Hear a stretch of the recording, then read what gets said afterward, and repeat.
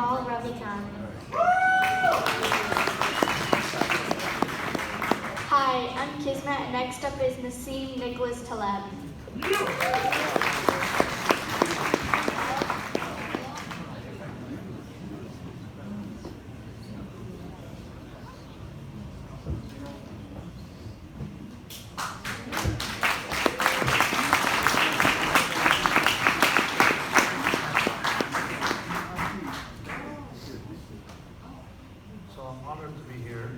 Hopefully this will fail because always there's a great problem with technical devices by having a failure. Oh, it failed. It's not working. What do you think? Oh, there you go. Unfortunately, it didn't fully fail. So, Naval, we're gonna do a mono for a little bit, and then we'll have a conversation. No? And tell me during my my mono, stop me if I'm covering points that you want to cover yourself. Sure, it's much easier, right?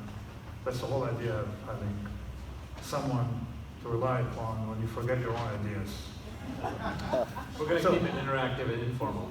This is the German version of skin in the game. Forgive me that I don't read German, I don't know what it means, but they use the English word skin in the game. So let me talk about a concept, but it's not as straightforward as you think. So I'm going to start with counterintuitive aspect of skin in the game before even defining it. Okay. It's about how you acquire knowledge, how you do things. So my origin, my national origin is trader. Okay. A lot of people have a national origin as mathematician or scientist or something like that, and then they become traders. I started as a trader, means I stood with these people at some point, and they spit on you, and so you acquire all the germs, particularly that they have children, go to school, so on. So acquire practically, in a couple of years, you can practically cover every possible airborne disease that the planet can have, staying with these people, honestly. And it's not always crazy, but when it's crazy, it's even crazier than it seems here. So, when you spend your time as a trader, I was working with mathematical products. I was also trading from a desk as well, which is less romantic as this kind of wild jungle atmosphere. So, when you do mathematical trading, you quickly realize that theoreticians are full of baloney, to be polite. Okay? That there's something wrong about theory. And their view of the world clashes, with that of every trader. We do things like people who ride a bicycle, or say a prostitute being lectured by nuns, about how to do their business. This kind of thing. Like academics for us were people really outside the practical world who've never done anything, and their models, it's not that they're imprecise, that it's a different world. Okay? So that's how the idea of skin in the game came to me, because eventually you retire from trading, you lose hair. I had hair when I started, now I lost my hair. You want to do something else with your life. 21 years of trading. You sort of miss it, but you want to grow up and become a real person. So what do? I kept looking for professions, but I wasn't good at anything else. Okay, and then I tried the retirement activities. Tennis. You play tennis? No. Oh, okay. I can't concentrate. Playing tennis, so you lose concentration, and particularly when you play, when you have partners who get angry with you. Okay. Couldn't play tennis. Couldn't play chess for the same reason. You have an idea, you start meditating, or you're playing chess, and you forget you're playing chess. So I realized I wasn't good at anything. So I said, okay, I'm going to give a little academia a try. So I started an academic career, working on modeling, and telling academics that they're full of baloney, right? I'm being polite, the baloney replaced with usual things that are clipped on the radio, okay? So this is the idea, this is my bio. So in other words, instead of going from theory to practice, I went from practice to theory. I saw something completely different. So let me explain something, develop something called the Ludic fallacy. The Ludic fallacy is that the randomness, and I deal with probability, the randomness that you encounter in real life has absolutely nothing to do with the randomness you find in textbooks or in games. And I use the word ludic because ludic means games in Latin. Now, sure enough, someone has a painting, all right, for sale at Saatchi, Saatchi, or I think exhibited at the Saatchi museum, called the Ludic fallacy.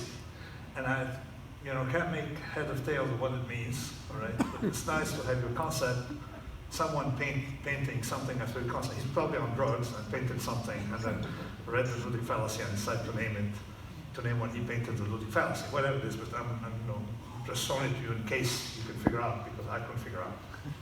So now comes the expert problem.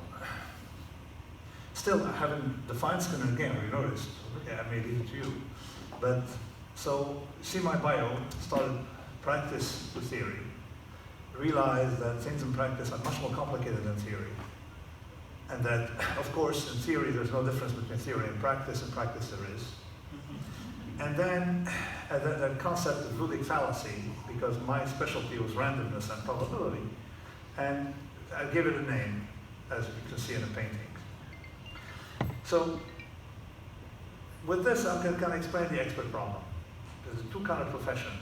In the Black Swan, I define there's a profession in which the professionals aren't really professionals. They don't know what the hell's going on.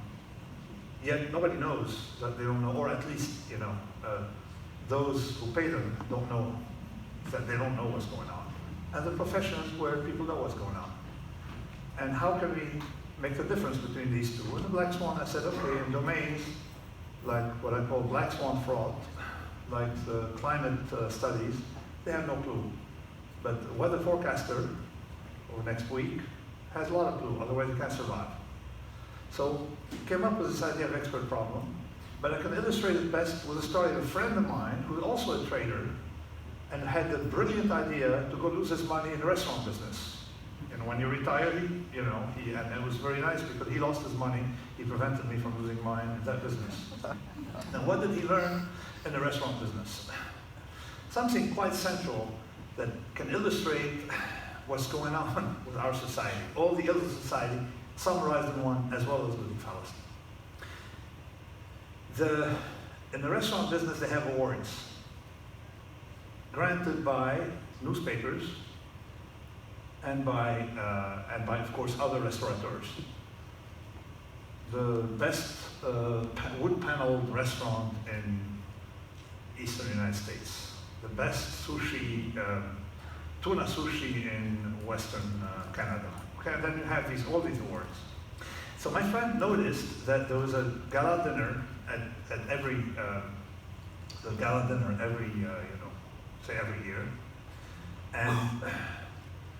And during that dinner, the award, the awards are given. So guess what? Most restaurants that got awards were out of business by the time they had the gala dinner. So what's the lesson there? Very simple lesson. Whenever you judge by peers, you don't want to impress your peers. And that's one thing I learned as a trader. As a trader, there's a rule. And I remember when I was very, very young, a trader, I had a lot of hair, and the badge said new trader, new member it's called.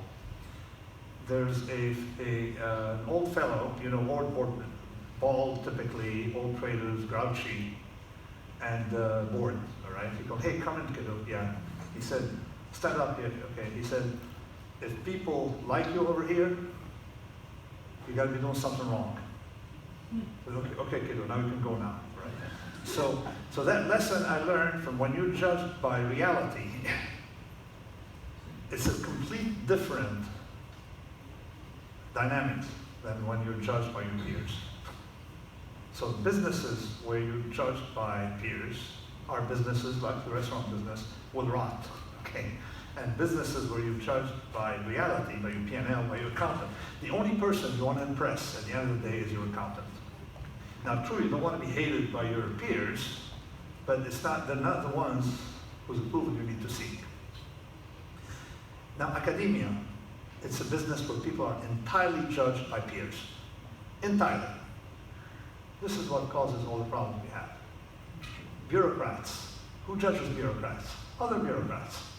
The boss. It doesn't work. They start to have meetings, you see. And when a firm becomes very large, you cannot associate the P&L attributed directly to a certain person. They start having meetings, busy, fly to Omaha, come back, do things, talk to you on the phone for 2 hours, write long emails, stuff like that. That's the problem. Yeah, we see this in the tech industry too. There's a lot of tracking of inputs instead of tracking outputs. Exactly. A great engineer can create $1 billion worth of value with this Satoshi Nakamoto, and a bad engineer can cost you value. It has nothing to do with the amount of time they put in. Yet there are still managers who want the engineers in at 8 a.m. They want them working 40, 50-hour weeks. This is complete nonsense. Exactly. And trading, basically, you're just charged by your P&L. If you lose money, no matter how nice you are, it's not going to work. And if you make money, no matter how nasty you are, it doesn't make a difference. So here, plumbers. The plumber is going to be judged not by other plumbers. You don't the compensation isn't determined like the government calls up other plumbers. How much should be given in bonus? All right, it doesn't work that way. Okay, it's judged by you. Same with a dentist. If you show up to the dentist's office with your teeth intact and leave the dentist's office with half of them missing or visibly, there's a problem. Okay, you can cash in competence very quickly. So there's a judgment either by metrics, as in mathematics or physics, or in hard science, or engineering, or because they have laws, or by the clients, by reality, just like restaurants. But you have businesses where people are judged entirely by other people. So this is why you can figure out if journalism is going to die, because journalists try to impress other journalists. That's their business. They're not working on a reader, so you can have monoculture and become very vulnerable. So this to me explains that what I call the expert problem, is that they don't get it. The New Yorker doesn't get it because they are part of the expert problem. There's that 1% of people that you're going to call the IYI, intellectually idiots. And that class of people, they have no accountability to reality. They just account to one another. And of course, it's going to degrade as a business. And this is where, what do experts do when you catch them with a pants down? Basically, macroeconomists have never forecast anything. A guy like Paul Krugman, I hope I'm recorded. He's making sure I'm recorded. Paul Krugman, he noticed, it's like worse than random, okay? Why don't we replace him with Miss Bree? She's an astrologist in the Lower East Side. with a much better track record. Why don't we Miss Bree? I think the equivalent of this crowd is someone like a Nouriel Roubini, or all people who are recently criticizing. I don't want to comment on my friends, okay? Let me comment on people well, this is the crypto conference, and with the crypto crowd, right? It's become popular to say like Bitcoin is rat poison, or it's a Ponzi, and so on. And every time one of these experts has called it out as being a failure, it goes up, 10x the next year. I see. Wait, okay. I know. Because if these guys had a P&L, there we go. If Paul Krugman had a P&L, he'd be bust long before Bitcoin. Exactly. Okay. He would have been bust with the election, because when you have a P&L, you can't really bullshit your way through life.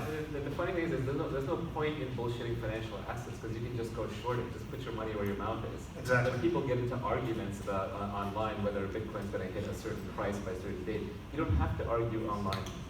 You can go to LedgerX, and you can go to your favorite exchange and short it, or just take a position. Exactly. So I have an aphorism that you don't want to win an argument, you just want to win. It's very different. So, and here, of course, what do pseudo-experts do? They compare themselves to pilots. And we know that a pilot is an expert, because a pilot has skin in the game. Bad pilots, where are the bad pilots? Underwater. Underwater, right? Because they have skin in the game. Okay, it's even more, it's not just like a restaurant that can fold, they're gone. So there is a selection mechanism that doesn't depend on judgment of other pilots. At least, in the later phases of life. So that's a problem. So you end up having fields like economics. This is the mind of, pick any economist. This is how they think. They have that clarity of mind. That's not a good day. Or after a cup of coffee, 2 espresso, that's how they think. And just to tell you how their mind works, okay? And they don't realize what's going on. So phase 1. I made the mistake of getting an economics degree alongside my computer science degree, and I can tell you that in 20 years of venture investing in startups, macro has been completely worthless. If anything, it's been distraction, entertainment, arguing about things that don't matter. It's just another branch of politics. Yeah, but micro has been they're not judged, even micros, they're not judged by any contact with reality, basically. Right? They don't have a P&L. If you don't have a P&L, you pretty much can because they can get what I call a circular citation ring. They can get into any kind of game, grant one another Nobels, and nobody would know the difference. So now I'm going to define skin in the game with the notion of symmetry. Okay? So before I was introducing skin in the game from the back door, my own experience with it. This is in the Louvre in Paris, and this is Hammurabi's code. It's the earliest code we have found so far, 3,800 years ago. This was in a public place in Babylon. Most people couldn't read, so the people would read it for you. Tell them, hey, reader, come over, tell me what it says. And it says the following. If the architect builds a house and the house collapses, the architect shall be put to death. Okay? Now, of course, it's quite harsh. It was Hammurabi, remember. It's not like, it's not, we're not talking about Jimmy Carter or someone. It was much earlier, okay? So, how was Hammurabi's law? What does Hammurabi's law aim at? It prevents you from hiding risk. You cannot hide risk and then walk away from it. The architect will always know more about where the risk is located than you. So they can hide it in the basement and somewhere, can hide it in the foundation, where they can cut corners and then walk away and go to another city and let the building collapse and say, oh, it's no longer my problem. You bought it. Okay, you can't. You cannot walk away from the risk you've hidden. That's the core of Hammurabi's law. And let me show how I encountered it in my life as a trader with something I call the Bob Rubin trade that people still don't understand. It's as follows. Robert Rubin collected $120 million in compensation at Citibank for over a decade. And of course, stuffing Citibank, he was a vice chairman, and Citibank was taking some classes of hidden risks in like industrial proportion. And sure enough, there was absolutely no edge to these trades. They just blow up infrequently. And in 2008, Citibank was insolvent. Who paid for Citibank? Who stopped it out? Taxpayers. We did. Taxpayers. Yeah. Maybe not you, because I'm sure you just... I'm a taxpayer.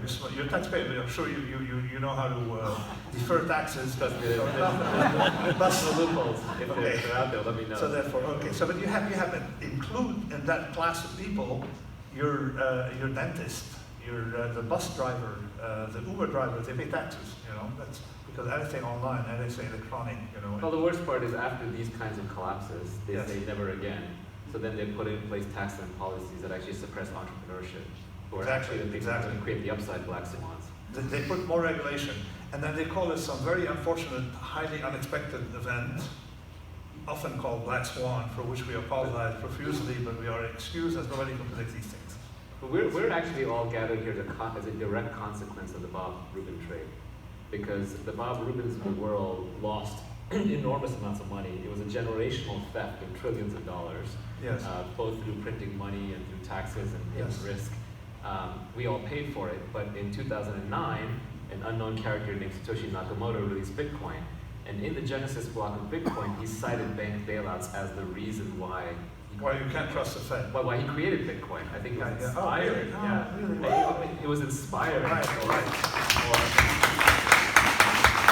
The dedication to Bitcoin in the Genesis block is revenge for the Bob Rubin trade. That's even more impressive. that story. So, and of course, needless to say that this has happened many times in history. In '93, there was something called the Resolution Trust Corporation, meant $600 billion at a time to bail out a category called savings and loans. They all got rich. One of them went to jail. One single person went to jail. The rest, they all got rich and retired. And of course, nobody showed up with a checkbook. Like Bob Rubin didn't show up on that day with his checkbook. He just resigned. That's it. It's a black swan. 1982, banks lost more money than they ever made in history in money center by banking. So banks virtually have never made any money. They've just been living off of the taxpayer. But yet, bankers are very rich. They just know how to socialize losses. Exactly. They know how to hide their losses. So that's the skin in the game. Thou shalt not have the upside without bearing the downside yourself. You need to own your own risk. So that's the whole idea. After Hammurabi, of course, we have had a little more, let's say more, what should I call them, more softer rules, okay, like don't do to others, no more of this killing architects or something. It became the notion of symmetry, society became based on the notion of symmetry. Okay, you don't want to punish someone too much, you don't want to punish too little, you don't want to have, someone victimize others with impunity. So there's a bunch of rules, of which the better known one is a golden rule. Do to others as you want them to do to you. And I, of course, in skin in the game, don't like the golden rule because the golden rule is a positive rule. If I can force you to eat Lebanese kibbeh, all right? That's what I like to do. So, and it also can invite busybodies, governmental people, who make you do things because they like it. So, much more robust is a silver rule. Don't do to others what you don't want them to do to you. Or the negative golden rule, vastly more robust. Yeah, it's like all the people who are talking about censorship mechanisms in social media. Yes. I think the intellectually honest way is you build the censorship mechanism, then you hand it over to your enemy to run it. And if you're not willing to do that, then what you're basically just saying is, I want to be in charge, but you're trying to do it in an intellectually dishonest way. You're trying to do it in a face-saving way where people will give it to you, but it's just a naked exercise of power again. I see.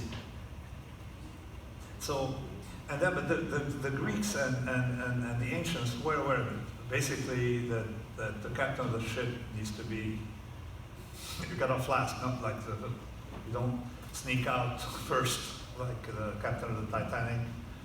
And then you had rules, one of which is that you eat your own cooking. Mercury was walking by one day, and a bunch of fishermen had a lot of, I think it was tortoises, right? So, tortoises? Yeah. Sorry? Yeah, a bunch of tortoises. In Libya it was, or somewhere, and they didn't like them, so they invited them to eat the tortoises. So Mercury looked at them and said, "Do you think I'm an idiot?" Right? Like with a New Jersey accent, Mercury. He said, "Okay, you guys are going to eat all these tortoises, right, first, and then I'll eat the rest." So he forced them to eat their own cooking. So that has been present in pretty much in commercial law forever as a guiding principle, ethical principle. And you even see the entire sections of the Talmud are based on the symmetry. In other words, in transactions where there's consideration in a contract, an Anglo-Saxon contract based on consideration, that's what it comes from. Whether someone is taking too much risk for others, like for example in Rhodian law, that comes from Phoenician law. For example, if a boat is, pirates say take the merchandise or something, who loses the money? How do you share it? Okay, all parties who can benefit from the transaction are obligated to pay the cost. So you have to have complete, equity there. And there are other concepts like how much information should you disclose to the buyer?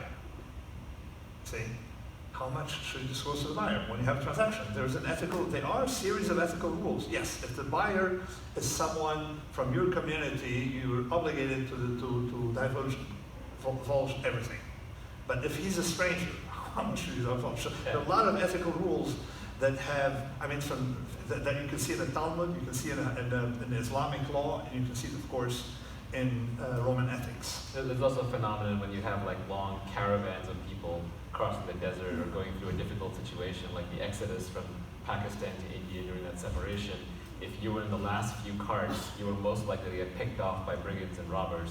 And if you lost something there, then the rest of the caravan was supposed to make it up to you. They were supposed to repay you because you were taking the most dangerous position in the back. Yeah, so this risk sharing is actually, this was part of Islamic caravans as well. Because in the desert, it's the same story. Is robbers will attack those who are isolated in the back. Exactly. They won't kill you, but they take your merchandise, and the other people are forced to compensate them or take turns on who's going to be in the back. So this is not new, but there are a lot of nuances, and as we'll see in the conversation, basically modern life has lost some of these considerations, and we'll see how. At no point in time in history, I'm saying at no point in time, with few exceptions. One exception was India, another was, I think, Egypt at some point, in the ancient Egypt. And one of them was modern day France. Modern day, like 100 years ago France. Except for these situations, at no time in history did you have leaders who took less physical risk than the common person. No, at no time. The whole idea of being a lord is you got to protect. You're trading status for obligation to protect. So now you got to take more risk. And the Falkland Wars, it's called the Malvinas in some countries. You know, the Falkland Wars. They had to find someone from the royal family to fly, to take the most dangerous mission in a helicopter, simply to confirm that role. So, and of course, we lost that. So you can have some schmuck in Washington, warmonger. Okay, you can have warmongers who never take risks. Yeah, so generals now lead from the rear. Exactly, and but warmongers, civilian warmongers, whereas in the past, warmongers had to be in battle. And what does this symmetry do? Is that you want to cause people to die, you've got to be exposed to it. It brings some kind of natural balance to society. And let me explain how. If you get on a freeway, okay, you can easily kill 30 or 40 people. Okay, all you have to do is go in reverse. Okay? If you have a Tesla, the car will accelerate very well, even better, all right? How come you don't see these freak accidents anymore? Obviously, skin in the game. Skin in the game, because bad drivers are dead, just like bad pilots. Okay? So that is a regulator. So the same thing with wars. Hannibal was first in battle. Napoleon was first in battle. Napoleon was actually, they complained, he was way too overexposed in battle. Okay, on his horse, going around the battlefield. Okay, Napoleon. Roman emperors. This is Valerian, a Roman emperor, who was captured by the Persians. Why? Because he had to be in the front line. He wanted to be in the front line. He's an emperor. You've got to be, you got to have a little bit of dignity. Come on. Julian, my hero, Julian the apostate and the Roman emperor, died with a spear lodged in his chest. Why? He didn't have a shield. So, you had to take more risk, because that's your business. Yeah, this guy actually, he ended up being used as a footstool by the... Yeah, footstool. Valerian was used as a footstool by the Persian emperor. That's risk. That's risk. Holding crypto is a risk. This is a risk. Only 1/3 of emperors died in their bed. And we're not even sure. They died of natural causes. Okay? So, we never had that situation. So the way you got to, but people aren't fools. You can tell that a person, a warmonger in Washington working for a think tank wants you to destroy Syria like the way we destroyed Iraq and Libya in the name of democracy. So we destroy it, because for them, democracy is very important. So they cannot learn from experiences. You can never learn from experiences. So these people, but we know they're full of crap. We know Thomas Friedman is just a hack full of crap. Okay, it's just unfortunate that people listen to him in Washington, but the general population detects that, because the general population can detect if a person has scars or not, takes more risks or not. This is what's called Zahavian signaling, in the sense that when you're a risk taker, you have scars, no? And you produce these scars as an ornament. Zahavian signaling is a concept that we discovered. Why do peacocks have these fancy tails? These tails, in fact, are a handicap. It's just to show their genetic superiority, that they can function in spite of having these large burning tails that bring predators because they're good and strong.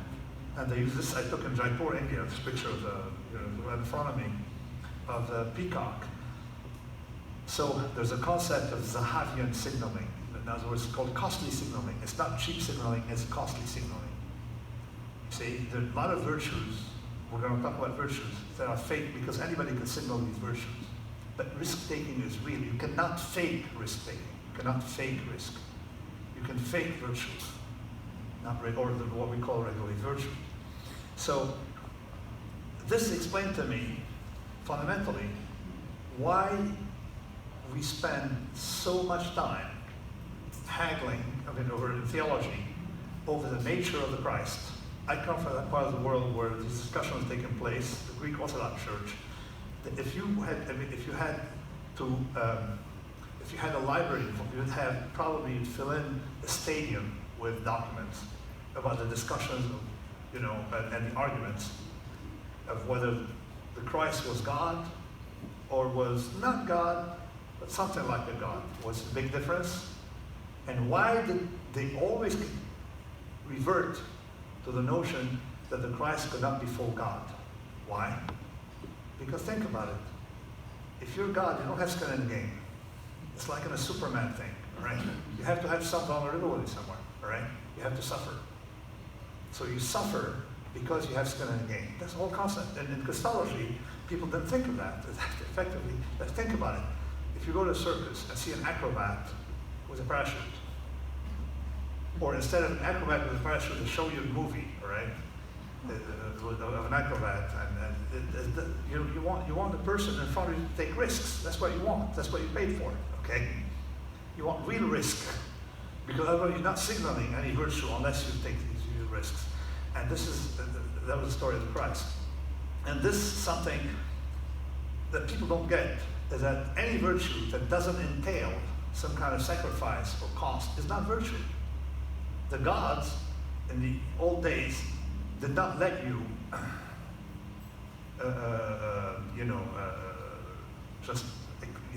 claim to be their subject, to say you love Zeus or something, without paying the price, without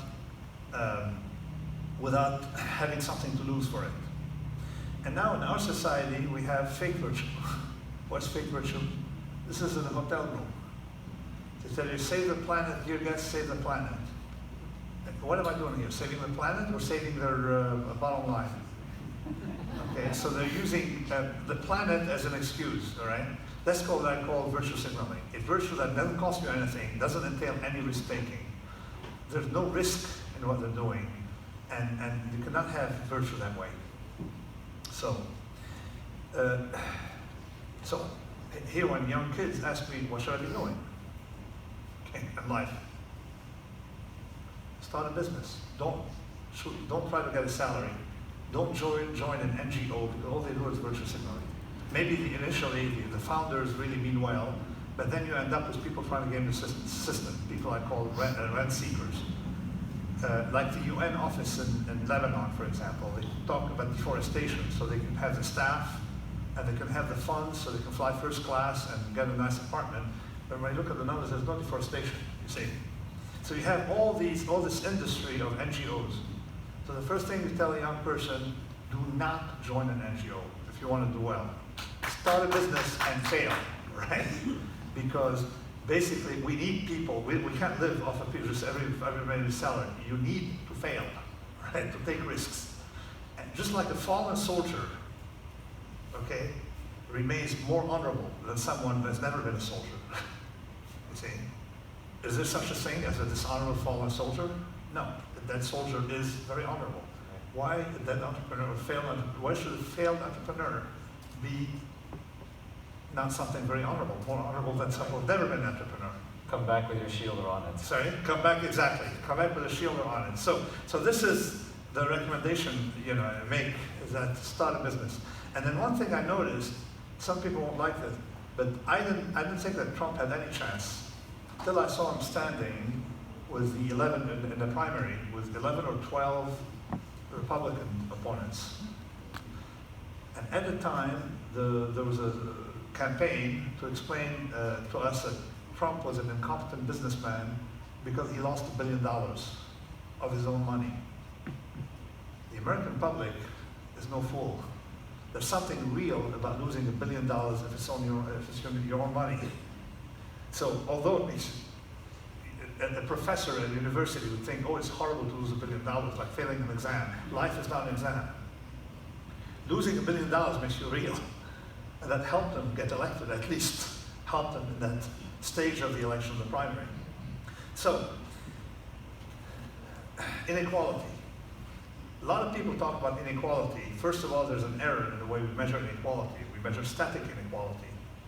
And static inequality, the US, we don't do very well compared to, say, Italy or France. But dynamic inequality, you realize that if you take 1982, the 1982 Forbes 500 richest people, compare them to the 2012, you realize that only 10% of the families cross the list. Okay? Whereas in Italy, if you do Florence 1620 and Florence 2015, you will notice that the same names would be on the list, right? You won't find outside on the list. So you got to look at it dynamically. Basically, in America, I think 60% of Americans spend 1 year and 10%. And something like more than 12% of Americans spend at least 1 year and then 1%. So you have the dynamics versus static. That's not the thing. There's something fundamental about inequality.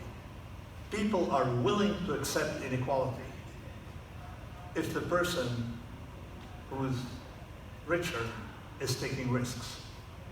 You see, you don't accept inequality if it's a rank-seeking CEO making 50 times what a worker makes, and people get upset about it. But people are never upset about Steve Jobs being richer than others. And actually, the Swiss were trying to pass a law. The Swiss could see the difference. The public could see it was trying to pass a law.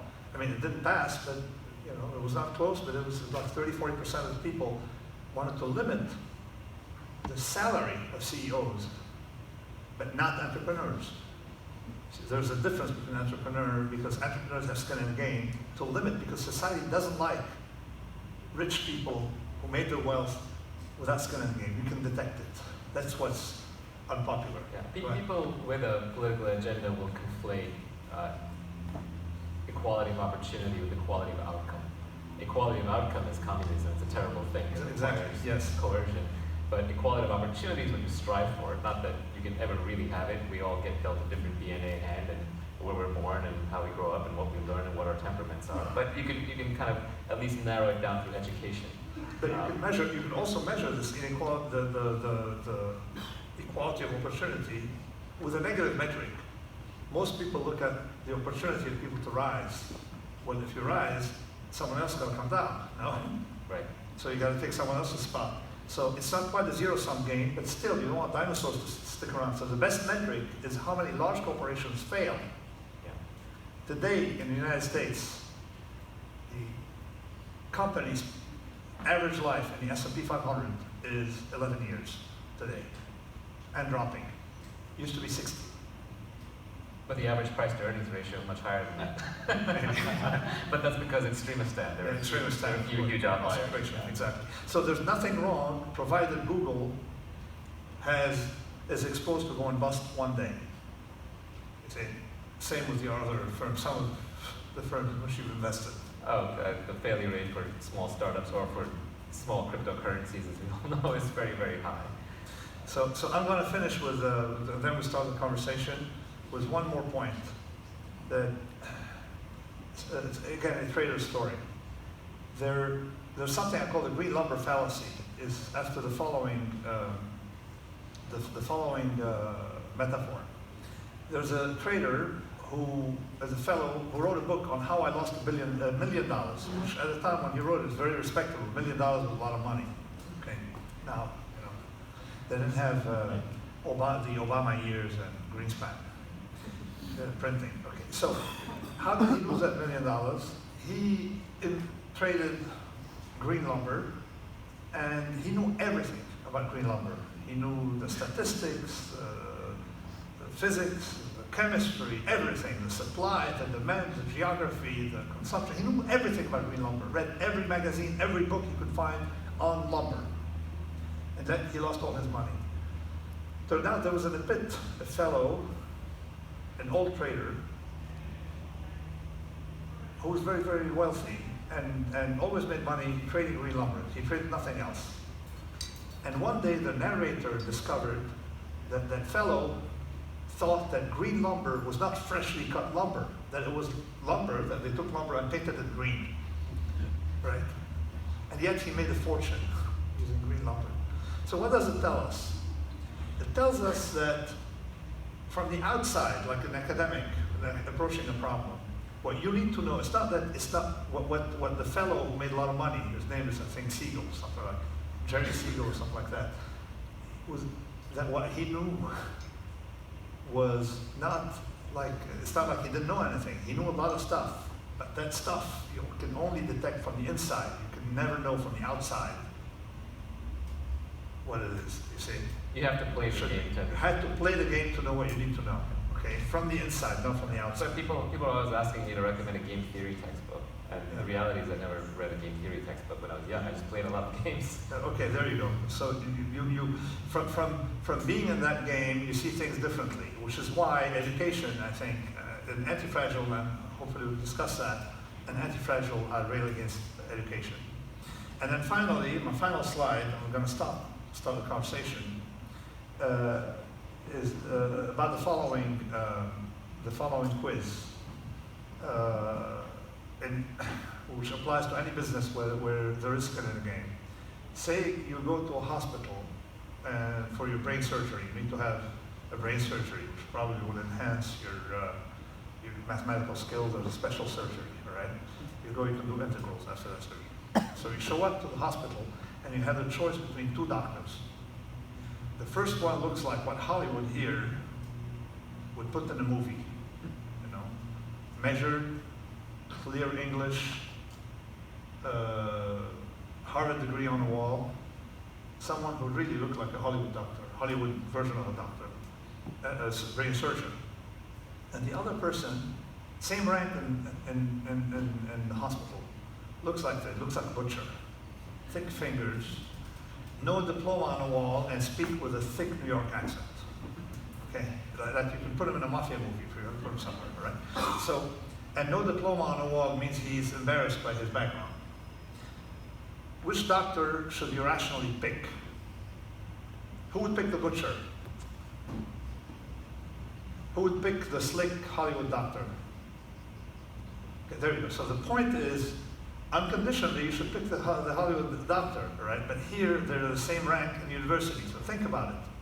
The person who looks the least like a doctor got to have the most skills, because he had to overcome the perception bias against him.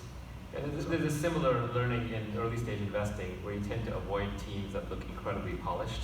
Exactly. They have good PowerPoints, they're well dressed, they present well. What you want is the person who's been busy in front of the computer, flustered, gets up in front of a whiteboard, explains things a little too complicated, but has the genuine substance. Exactly. But the form alone lets you avoid it. So you'll get business plans that are too well written, and they use too many buzzwords, and you reject them just on that basis. I would argue, I would take it one step further and argue against a business plan. Anybody who's capable of writing a business plan, you don't want to invest with them.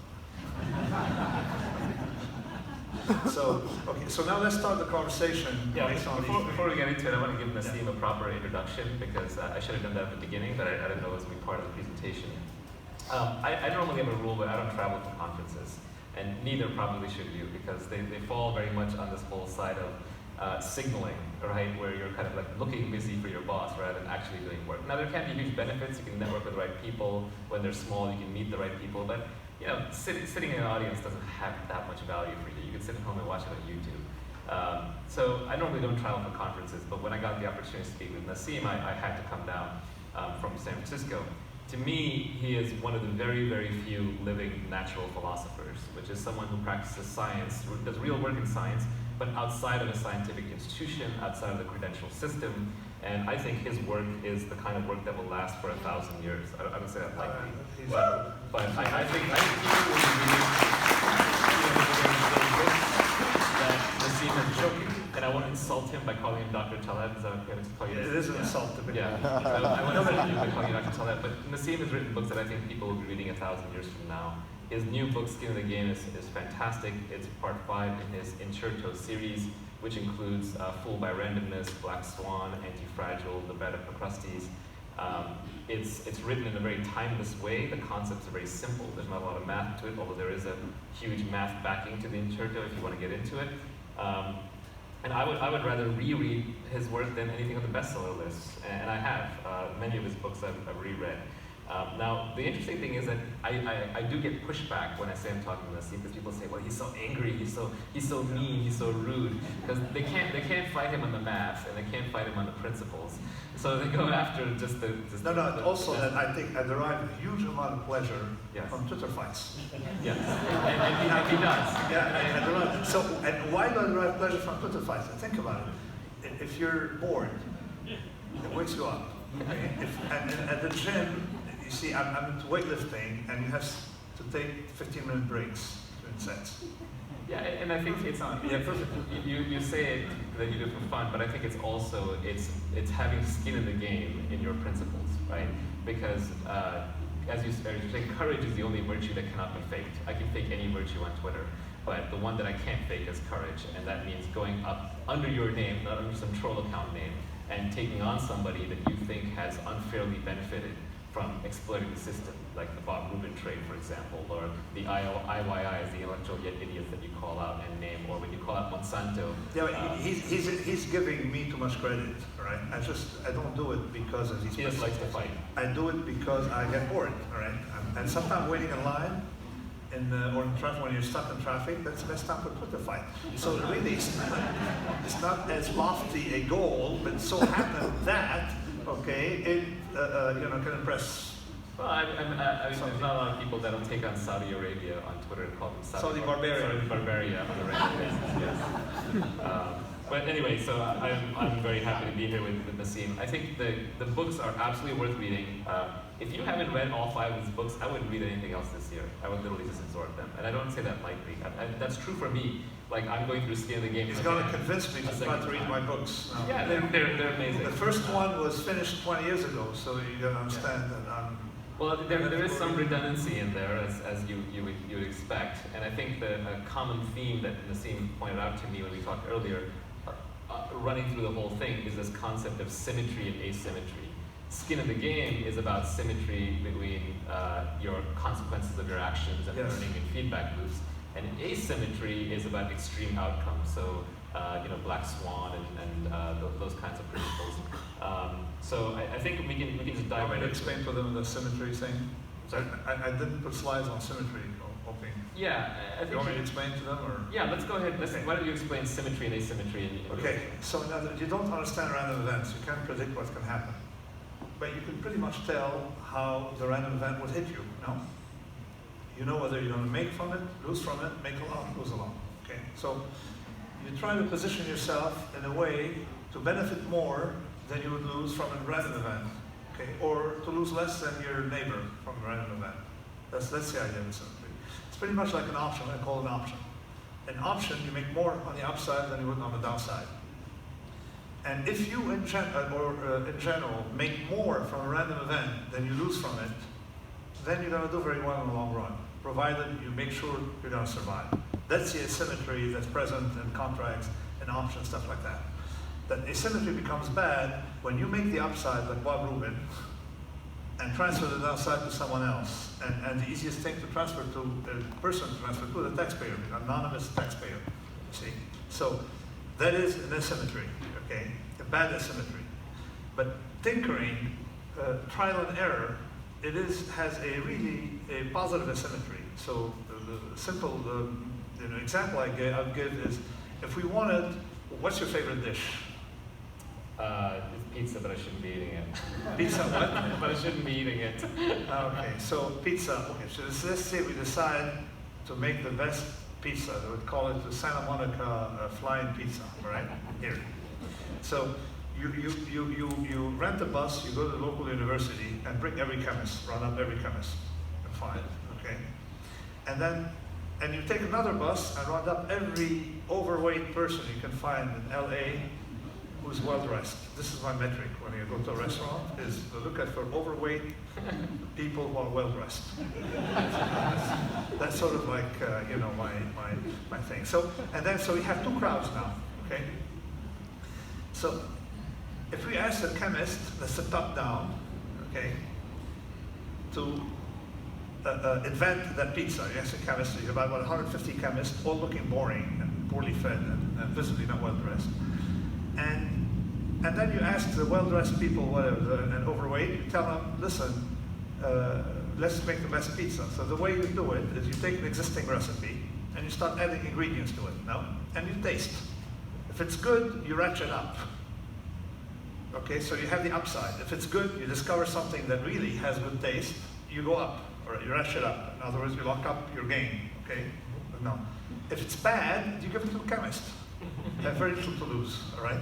So that is trial and error, with a lot of trial and error. And I showed an anti-fragile, and that's the main argument, that trial and error will always outperform design. Simply because of that property, that we're vastly more intelligent. We have an IQ of 1,000 when we do trial and error. Yeah, these basic concepts, by the way, are cropping up all over in cryptocurrencies like Bitcoin. That it is literally a lot of your principles realized. Like Bitcoin, for example, is an asymmetric bet. If you lose, you just lose your money. If you win, if it becomes digital gold, you can make 50 times or 100 times your money. So it has that option. It depends on what price you buy it. If you buy it for sure, yeah, 100,000, maybe not. If you buy it for here, maybe. Right? But it's also anti-fragile in the sense that every time it survives a hack or an attack or a failure of some part of the ecosystem, the developers improve the code, they improve the system, and then it gets better in the future at surviving future shocks. So this idea of symmetry, we say convexity, because the convex function very simply makes you make more when you go up than you lose when you go down. Okay? And it links to fragility. It's anti-fragile because fragility has the exact opposite attribute. See, if I jump from 10 meters, I'm harmed more than twice than if I jump from 5 meters, and more than 10 times than if I jump 1 meter, right? And more than 100 times. So if that's concave, it means you don't like volatility. And if you're convex during that range, you like volatility. You'd rather have volatility. You'd rather have shocks. You'd rather have turmoil. So this is the idea of anti-fragile, which applies to both the physical system and anthropology. It's like people who are shorting cryptocurrencies. They're the wrong side of that. They're doing concave trades. Yeah, concave trade, yeah, because you have a lot more downside. I mean, think of Paul Krugman bearish at what, 40? Sorry?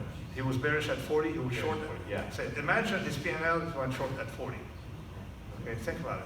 Yeah.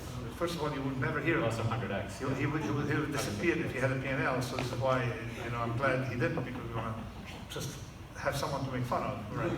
So, surprisingly, he doesn't engage me in crypto fights. Because simply he doesn't, for some reason. He attacks other people, but not for some reason he doesn't. Well, it's easier to attack people from behind the shield in the New York Times. Yeah, that's true. To go out and to even in the battle New York Times, they don't. By the way, as I saw a copy of it, the Skin in the Game was open as a bestseller, 2 on a bestseller list, without a single book review.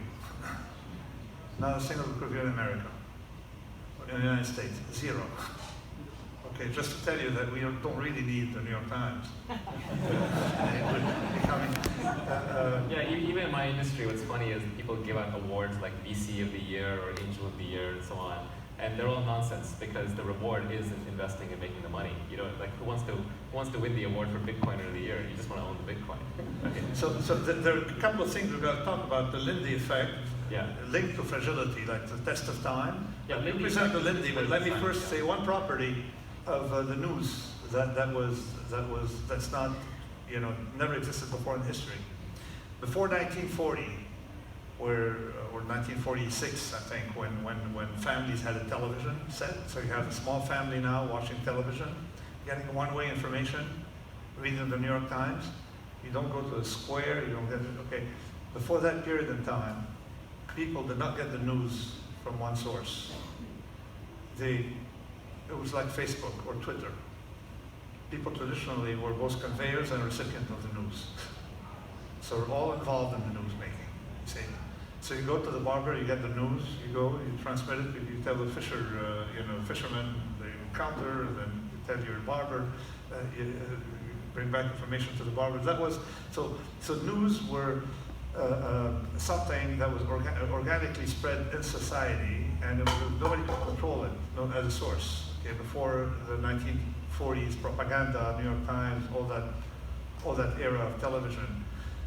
And we broke out of it with Twitter and social media. So, and there's a concept called Lindy, and the news, the way it was organized during that period from 1946 to the election of 2016 was not Lindy. Can you explain to them what Lindy is? Yeah, Lindy just means sort of stands the test of time, which is like any book that's been around for thousands of years is likely to be around for thousands of more years. The best predictor of the survivability of something is how long it has survived. For something that are certain things. Yeah, for things in the intellectual domain, for things in the social domain. So it was discovered Lindy is a restaurant in New York that has cheesecake, and it was a Harvard cheesecake. And I spoke about it, I discussed it in Skin in the Game, and it had the great idea to go bust on the Tuesday, the same day Skin in the Game was published, right? After 60, 70 years. So Lindy was a restaurant where actors used to meet, and they discovered that plays that survived 200 days had 200 more days. 1,000 days, 1,000 more days. They discovered that rule. So you can classify things and whether they're Lindy or not. Now Lindy tells you that technology, okay, is going to be, old technology will outlive short technology, new technologies. Not because new technologies are bad, but there will be more vulnerable new technologies to other newer technologies. Right, like the fork, for example, is a piece of technology that's become invisible to us, but it is technology of having something that helps you eat things, and the fork's going to be around forever. It's a tried and true model, and the fact that it's been around thousands of years means it'll be around for thousands of years. There's something in blockchain, the concept of a transaction coupled with a commercial transaction coupled with a financial transaction that's entirely Lindy. Yeah. And that's the letter of credit, which itself was replicating something used in maritime commerce. In other words, the banking, they devised a system by which you trigger a currency, basically, the minute you deliver the merchandise. Now you go there with merchandise, you come back with a currency. So mixing the physical transaction with the financial one, all in one, it's the same transaction. Coupling them is a very old thing.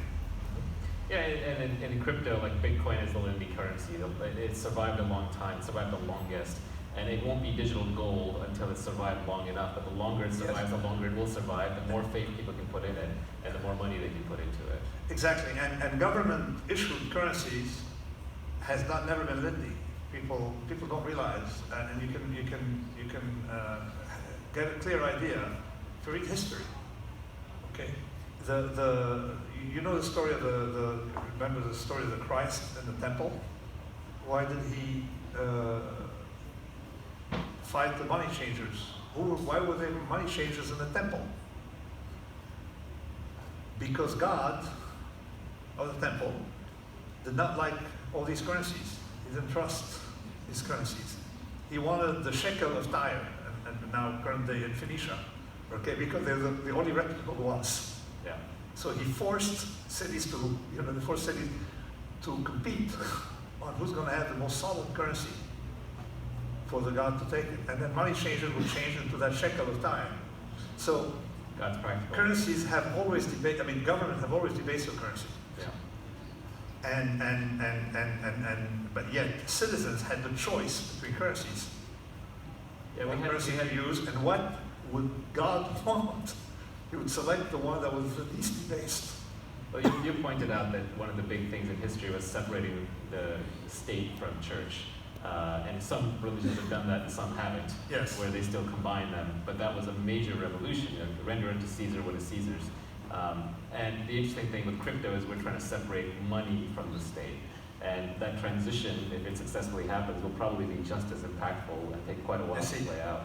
It is interesting because if you start having competition between cryptocurrencies, it would be the same competition as the one that prevailed in ancient times between issuers, because there was a stater in Asia Minor. Each king produced his or queen her own currency, and then you'd go by the one that was the least prone to debasement, Right. the one you could have faith in. In my opinion, it's good to have the competition, though, because it makes them anti-fragile. Exactly. It exposes them to random variation and makes them evolve. Exactly. It's not till recently that it's forced. You can only conduct transactions in peso, dollar, and this and that. You've got to convert. In the past, people picked the currency that was the most reliable for transactions. Yeah. Another point in asymmetry that you brought up, which I thought was very counterintuitive, at least for me, and completely changed the way I think about many important things in the world, is the minority rule. I don't think that one's obvious at all. It's one of the things that maybe it's obvious in hindsight once you fully understand it, but I think the repercussions aren't obvious, and the fact that it even is a pretty stable outcome isn't very obvious. So I'd love for you to just go through the minority rule. Okay. I discovered the minority rule one day.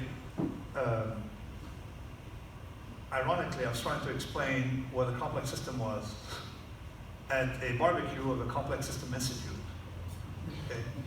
And that complex system had one attribute, that at different scales things behave differently. Okay? So in other words, a collection of individuals don't behave like separate individuals. They behave as separate animals, really separate animals, which is something that a lot of people don't understand in government today, is that if I understood the psychology of each person in this room, I can predict the collective, how they will behave collectively. Okay? But nurses know that, or people know that from children, all right? You can predict each child independently, put them together, it's unpredictable. Okay? It's a different animal. So that's the concept of a complex system. Trying to explain it, okay, so I was hit with the best example with a complex system. Because at that barbecue, there was, we had food, all right, and drinks. And a delegation came from Jerusalem, and they were all Orthodox. Right, bunch of people. So the fellow showed up, to say hello, and I felt embarrassed. I said, "Oh, I'm so sorry, we don't have kosher drinks." He looked at me, he said, "All drinks are kosher here." I said, "What?" He said, "Yeah, where do you buy the drinks?" "Here in Boston." "Okay, they're not going to be kosher." "What?" I Googled the proportion of kosher eaters and drinkers in America, less than 0.3%. That's on a good day, right? On a religious holiday, 0.3%. Yet close to 100% of drinks in America are kosher. Why is that so? Simply Because the Jews run the world. Sorry? Do not quote me on that. You're being filmed. It's because it's a very simple concept. If let's say I'm Coca-Cola, what are you going to have? Kosher Coca-Cola, non-kosher Coca-Cola, all right? You're going to have different departments, different things, different trucks, so you don't get mixed. And then supermarkets will have different, aisles. This is kosher aisle. What are you going to do? You make them all kosher. Okay. Those who, like me, don't know the difference, okay, will drink Coca-Cola. I don't even drink Coca-Cola, but okay. So it so happened that when we looked at the bottom of the lemonade bottle, there was a sign saying it was kosher, that only the kosher people know how to identify. Okay, so that's the minority rule. So if a Martian came from space and sampled food preferences, okay, he would say that Americans are 100% kosher in drinks. Okay, yeah, not 0.3%. So why? There's an asymmetry. The kosher person will never drink non-kosher, but the non-kosher, you say, can drink kosher. Yeah, that's the key. The so minority, that's the minority rule. For the minority to control the minority has to be intransigent. They have to be absolutely unwilling to They have to be unwilling to do that. Exactly. So, for example, people didn't notice one thing about the preferences, marketing preferences. They don't understand. They look at marketing preferences in individuals, and they make cars accordingly. Most Americans, at a time where cars were, still had stick shift, preferred stick shift. The majority, 75%. But most of them had a family member who didn't like stick shift. Right. So your family of 5 and one family member, at a time that people didn't have a lot of cars per household, one household member can't drive. So what do you do? It's got to go. Well, it's like if someone in the house has a peanut allergy or a gluten allergy. Exactly, the same whole thing. house Same ends up thing. with no gluten or no peanuts. So there's nothing wrong with accommodating the minority, so long as you know it. Right. Now the interesting thing about the minority rule is that it seems to me that it's a norm rather than the exception in society, and about anything. So the reason we have non-smoking spaces, actually I joked with a friend of mine, one day I had a French visitor when I was a student, and he came, he met me. I said, meet me in front of this restaurant and book a table. Couldn't find a non-smoking table. I told him, did you try the smoking one? He said, yeah. I said, okay, go buy a pack of cigarettes. And we go to the smoking section. He thought that, you're forced to smoke in the smoking section. So, and we smoked in the smoking section to be there and play the game. So, but really, you have these asymmetries actually running our lives. Yeah, the formation of ethics. So this is very this is very interesting for me because, like on Twitter, for example, if you go on there, you'll always find somebody who's outraged about something, right? There's somebody in the extreme left or the extreme right in politics or in crypto land, and they're just really, really angry about something. And for a while, I thought they're just being super ineffective, and that's what I was hoping. I was hoping that the most outraged, most angry people are actually very ineffective. They're just misguided. They're kind of on the corner. But the sad thing is the minority rule kind of shows that if these people are intransigent enough, they actually run and control society. They establish the laws for the rest of us. And we kind of intuitively know this, like from revolutions, like revolutionaries tend to be small bands, small groups that won't put up with the status quo, that overthrow the entire system. Because most people in the center just kind of don't care. They just kind of want to get along, and they want to go along. So this comes back to, like, if you're willing to tolerate intolerance, then you're going to live with the consequences. If you look at, for example, elections, there is a belief in politics and political science that it's the voter in the center, the median voter, who everybody competes for and decides how the election runs. But that's not true when you have third parties with intransigent minorities. So for example, if the Bernie voters absolutely will not vote for the mainstream Democrat, the Clinton, or if the extreme, right voters won't vote for the Jeb Bush, then they'll actually stay home or they'll vote for a third party. Then you actually have to appeal to them. You have to go with their preferences. Don't care about the center. As long as there's enough of them. It doesn't have to be a large number. It's just a few percentage points, and they're enough to control the entire outcome. So we live in a world that is actually structured around the preferences of radicals who won't compromise. It's not built around the will of the majority. The will of the majority does apply in some cases, but in many more cases it's the minority rule. And there are all kinds of other implications. Ethics. Yeah, I mean, ethics, for example. People have the illusion that society is getting more ethical because the majority is becoming more ethical. No. It's minority rule. Another mistake made by Monsanto is that when introducing GMOs, they thought that all it took was convincing 51% of consumers to have GMOs. Okay? They did not think it through properly. Because think about it. All you need is 3% of people who are absolutely against eating GMOs. Right? And then you're going to have a party here to celebrate the collapse of, say, Saudi Arabia, Barbarian. Say, okay, we'll have a party, all right? What do? You send a letter saying GMO, no GMO. You make everything non-GMO. You make everything organic.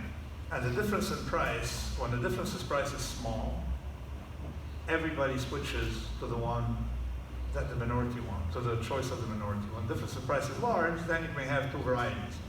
Like, for example, for meat, kosher meat and kosher stuff, it's much more cumbersome to have everything kosher, right? Because it's more costly. And it's complicated. Right, so there's the evidence that Jews don't run the world. Exactly. but believe it or not, 100% of the meat you get, imported lamb in the United States, about 100% is halal. Because New Zealand exports, okay, they're the main exporter. What is it going to do? What if they put it in a ship to Malaysia? Or what if Malaysia doesn't want, there's less demand? We're going to de-halal it for send it to the United States? So they made everything halal. So all their meat all their exports are halal. So at Christmas, I saw this at Christmas. Halal, because I can detect, I read Arabic, it's halal. Yeah, so it's probably, they produce it, and then we don't have to worry about merchandising, about perishability and stuff like that. Make everything halal. It's much simpler. So the minority rule applies when the minority is not willing to compromise, when it's relatively distributed amongst the whole population. Like if they're off by themselves in a corner, then maybe you can service them just as a minority and leave them. Exactly. If you have a geographic diversity, okay, then you don't have minority rules. Right? If you say the people who eat halal live in the neighborhood, people who eat kosher live in the neighborhood, have their own ecosystem, then you won't have minority rules. As you open up the country, then the minority rule will prevail about anything. Yeah. And conditional on the majority not being ticked off by it. That's right. Okay, that's just, in Europe, for example, now pretty much schools have to have halal meat, and you have reaction. People didn't know. I mean, you should have done it in a more quiet way, surreptitious way. Yeah, but because parents say, no, I refuse, that my child eats halal. Okay, now you have a counter reaction, just like the Christians in the Roman world.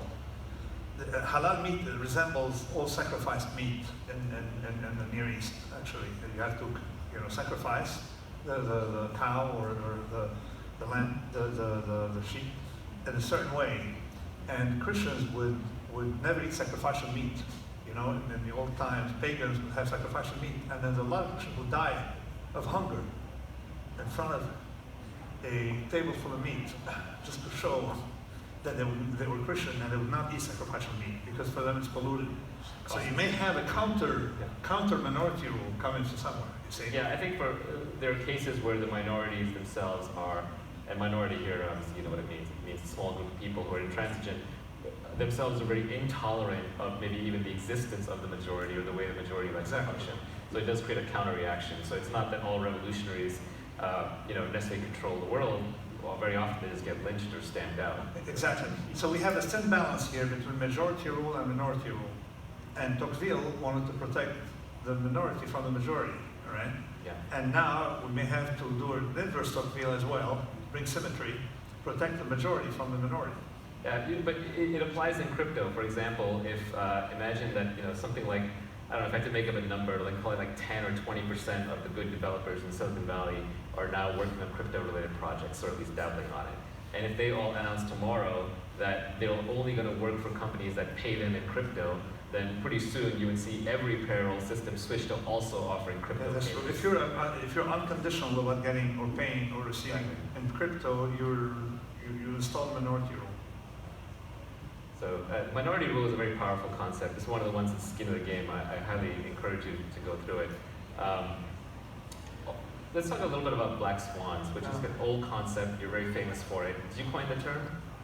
No, black swan term was, the earliest use of it was by a Roman poet who said that a good person is as rare as a black swan.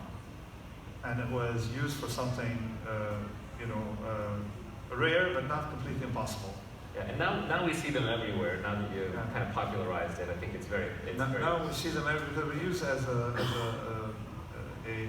logical problem that no matter how many white swans you see, you cannot rule out the black swan. Right. But there's an asymmetry. If you see one black swan, then you can say that they are black swans. It's kind of like how science works too. When you never completely prove anything, you can only make it falsifiable. You can only disprove. Exactly. Right. So anytime somebody says this is proven by science, they usually don't understand. They don't understand, or they work for Monsanto, or the ex-Monsanto. In other words, they say proven by science. Science is not about proving. Science is about disproving and having something that has not been producing a result that has not yet been disproved or superseded by something else. So it's a process, not a result. There are whole but science is minority rule, by the way. Yeah. Yeah, science. When someone tells you 300 Nobel Prize winner said this, okay, that doesn't count, because one counterexample can destroy the whole argument. Right. Consensus doesn't matter. Consensus doesn't matter. Words by minority, but the system is there to protect that minority that is right against the majority, except in economics, of course. It's like, was it Galileo who said, but yet it moves when he was... Yeah. It perceives it, yeah. Right. Very interesting related concept that you've tried to bring in the mainstream, which I don't think has quite gotten mainstream yet, is ergodicity. I don't think most people understand it. I think it's one of your more complicated concepts. I think I finally do understand it, but I'd love to have you explain it and see if we can spread the name. I'm going to explain one thing that called path dependence. If you wash your clothes first and then iron them, say you wash your pants and then iron, you get different results from if you iron your pants first then wash them? Okay, so the sequence matters, no? Okay, so it's trivial, but you need to analyze things dynamically to get that point. So skin in the game really is organized around two concepts. Things seen statically that when you view them dynamically have completely different properties. And you can only get that if you're either super smart mathematically, which nobody is, or have skin in the game, because you realize that. So if you go to a casino and you have a small probability blowing up, no matter what your edge is, you will blow up. That's it.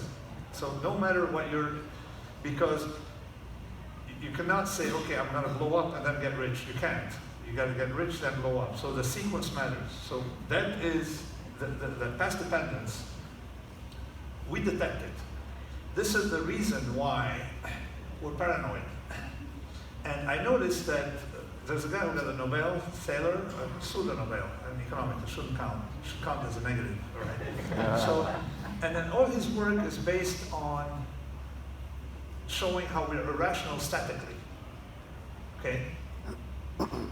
He, for example, in one of the example where we show we're irrational, if you go to a casino and play with house money in the sense that you bet small, and that you win big. If you win big, then you risk big. But if you lose, you don't take risks. So in other words, your initial endowment, you try to preserve it, but you risk everything you make from a casino. Okay? He found it irrational.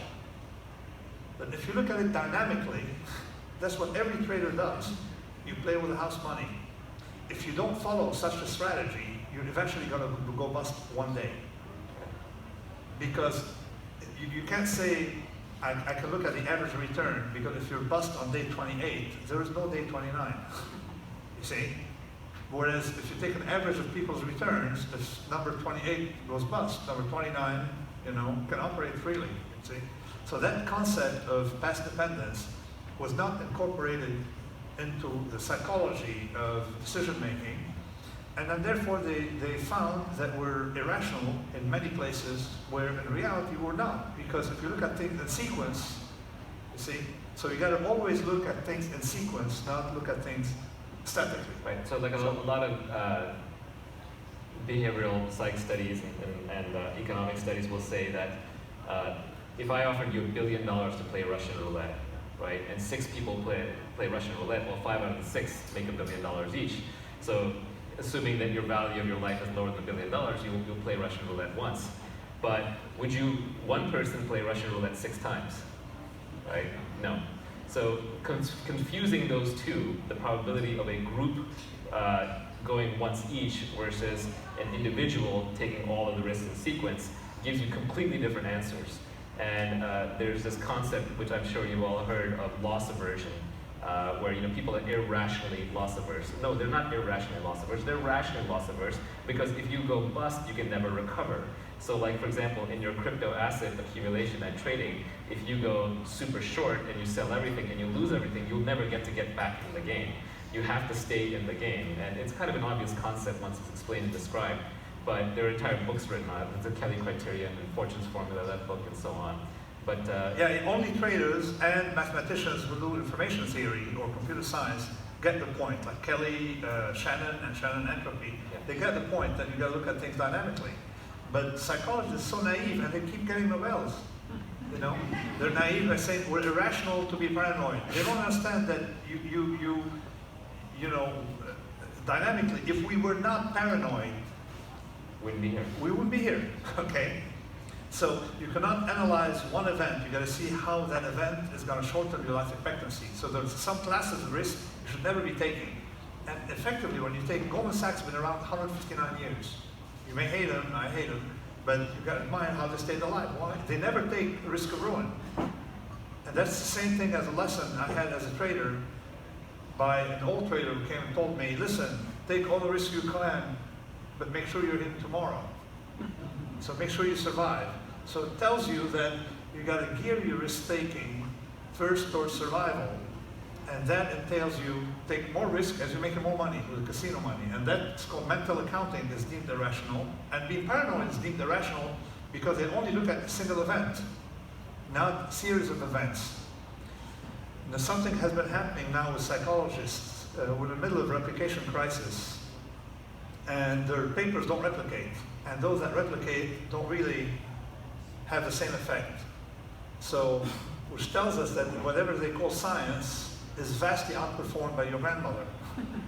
So if you go ask your grandmother, particularly if she's have Mediterranean wisdom, I'm biased, right?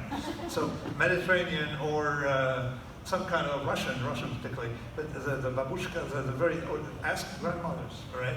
So, or grandparents, or grandfathers as well. They will, whatever they will tell you will be Lindy, will have survived the test of time. And if psychologists agree with your grandparents, okay, means they're right. If they bring something new that your grandparents didn't know, odds are it's going to be suspicious. Yeah, any field where you need to add the word science to the end to make it seem legit probably is not. Exactly. So I think that's I mean, if we were to summarize, because time's up. Yeah, the flashing time's up at it. Flashing time, but possession is 9/10 of the law. So, until the audience leaves, we're here. So to wrap things up here, what we're saying in Anti-Fragile and the skin in the game is there are two things that are wrong when you analyze them naively. It's a scale. A large country is not like a small city that you blow up. Singapore is not like small China. And likewise, a group of people acts differently. That's complexity. And the second one is, with time, under repeated behavior, you have to have complete different strategies from the static ones. And that was detected by practically every grandparent and people who have skin in the game. So that's sort of the local message from skin in the game. And the overall message is, my message before you conclude, is the idea of the inserto is that there's a lot of uncertainty out there. There's a lot of stuff we don't know. But the good news is that there's only one way to go about it. Okay? And it's quite interesting to see that the more uncertainty there is, take global warming, there's a lot of uncertainty because there's a high probability that the IPCC is full of crap. Okay? And there's a probability that that their opponents are full of crap, all right? But the more uncertainty there is in a system, the less you want to pollute because you don't know what's going on. You don't know what's happening. Right? So interestingly, the more uncertainty there exists in the system, okay, the more you got to follow a certain paranoid route. Try to position yourself to have more upside than downside, and effectively your decisions become much easier. So let's not waste time trying to argue about the niceties of the future, right? Because the more uncertainty there is, the more we know how to act. So that's sort of the idea of the inserto in general. Well, I recommend everybody just devour all of Nassim's books. It'll improve your decision making in life, in crypto, And put pressure on me. Figuring out even like which doctor you should go to, which restaurant you should eat at, how you should conduct yourself honorably and morally. I think it's an amazing work, and I hope he keeps putting them out. It's not the last one, I hope. I don't know. If you keep talking like this, I'll stop. All right, thank you, everyone. Great, thank you very much.